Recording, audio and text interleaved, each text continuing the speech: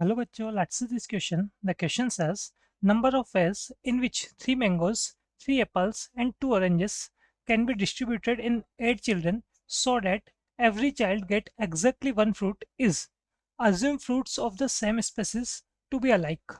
Clear? ठीक है, question में क्या बोला गया हमें यहाँ पे सिंपल हमारे पास यहाँ पे 3 मैंगोज 3 एप्पल्स और 2 ऑरेंजेस है। क्लियर? तो इसका मतलब हमारे पास यहाँ पे 8 क्या हो गए, 8 फ्रूट्स हो गए। क्लियर? अब क्या कर रहे हैं, मैंने 8 चिल्ड्रन में डिस्ट्रीब्यूट कर रहे हैं। तो सिंगल कोई भी चिल्ड्रन हो उसके पास एक सिंगल फ्रूट जाना चाहिए हमारे पास। ठीक है, और हमें यहाँ पे नंबर ऑफ वेज फाइंड करने हैं। क्लियर? तो सबसे पहले हम बात करें यहाँ पर की कंसेप्ट की।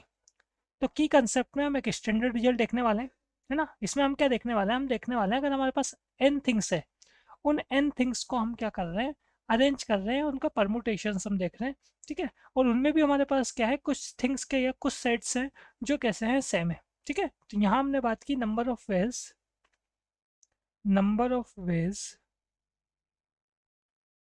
Of permutation of permutation of n things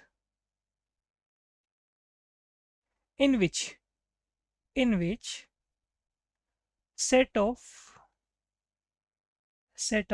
p things in which set of p things are same, comma set of q things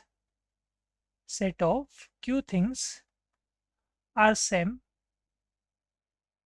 and set of r things are same. Clear? देखिए, हम बात कर रहे हैं यहाँ पर number of phase देख रहे हैं हम किसके, परमुटेशंस के, वो भी n थिंग्स से हमारे पास है। तो n थिंग्स को हम क्या कर रहे हैं, अरेंज कर रहे हैं। ठीक है, तो वो हमारे पास नंबर ऑफ फेज कितने होंगे, देखो अगर n डिफरेंट थिंग्स होती और उनको मैं अरेंज करता या नंबर ऑफ परमुटेशंस देखता तो वो n फैक्टोरियल होता है। लेकिन इन n में से भी क्या है हमारे पास, p थिंग्स कैसी है, एग्जैक्टली सेम है। तो p फैक्टोरियल से हमें क्या करना होगा, डिवाइड करना होगा। फिर q थिंग्स जो है वो भी एग्जैक्टली सेम है, तो उनसे भी हमको डिवाइड करना होगा q फैक्टोरियल से। और आर थिंग्स का सेट है वो भी हमारे पास कैसा है, सेम है, तो इसका मतलब आर फैक्टोरियल से भी हमें यहाँ पे डिवाइड करना होगा। क्लियर?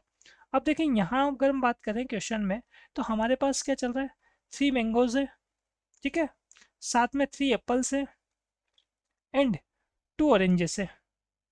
अब हम क्या कर रहे हैं, इन्हें 8 चिल्ड्रन में डिस्ट्रीब्यूट कर रहे हैं। मतलब सिंपल सी बात है, अगर मैं अज्यूम करूँ कि 8 चिल्ड्रन मैंने लाइन से, इसमें क्या किया, एक सिंगल रो में उनको लाइन से खड़ा कर दिया। ठीक है, और हम क्या कर रहे हैं, उन्हें ये जो फ्रूट्स हमारे पास है डिस्ट्रीब्यूट कर रहे हैं। तो इसका मतलब सिंपल सी बात है, हम क्या कर रहे हैं, ये जो 8 थिंग्स हमारे पास है इनको अरेंज कर रहे हैं। और इनको अरेंज कर रहे हैं, इसमें से 3 मैंगोज एग्जैक्टली सेम है, 3 एप्पल्स वो भी एग्जैक्टली सेम है, और 2 ऑरेंजेस वो भी एग्जैक्टली सेम है। तो यही फॉर्मूला लगेगा यहाँ भी। ठीक है, तो यहाँ अगर हम बात कर रहे हैं जो रिक्वायर्ड नंबर ऑफ वेज है वो कितने हो जाएंगे, रिक्वायर्ड नंबर ऑफ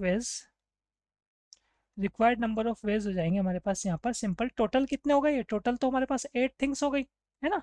टोटल कितने हो गए, हम पहले अगर टोटल फाइंड करना चाहें तो वो भी देख सकते हैं, यहाँ देख सकते हैं टोटल ये हो गया हमारे पास c+c+2, तो 8 हो जाता है ये। तो 8 फैक्टोरियल अपॉन, अब इसमें से 3 मैंगोज एग्जैक्टली सेम है तो 3 फैक्टोरियल से डिवाइड किया, फिर 3 एप्पल्स एग्जैक्टली सेम है तो 3 फैक्टोरियल से डिवाइड किया, और लास्ट में क्या किया, 2 ऑरेंजेस ये भी एग्जैक्टली सेम है तो 2 फैक्टोरियल से भी हमने यहाँ पे डिवाइड कर लिया। क्लियर? अब देखिए, इसको यहाँ अगर आप ऑप्शन में देखेंगे तो किसी भी ऑप्शन में डायरेक्टली ये वैल्यूज तो नहीं है। ठीक है, तो अब मैं क्या कर सकता हूँ यहाँ से, एक तो मैं इसमें पूरे में 2 फैक्टोरियल से मल्टीप्लाई और 2 फैक्टोरियल से डिवाइड कर सकता हूँ। ठीक है, तो अगर मैं ऐसा करूँगा तो यहाँ हो जाएगा 1 फैक्टोरियल इंटू 2 फैक्टोरियल अपॉन, हमने क्या किया, न्यूमरेटर और डिनोमिनेटर में 2 फैक्टोरियल से मल्टीप्लाई कर लिया। ठीक है, तो ये हमारे पास इस टाइप की वैल्यू आ जाएगी।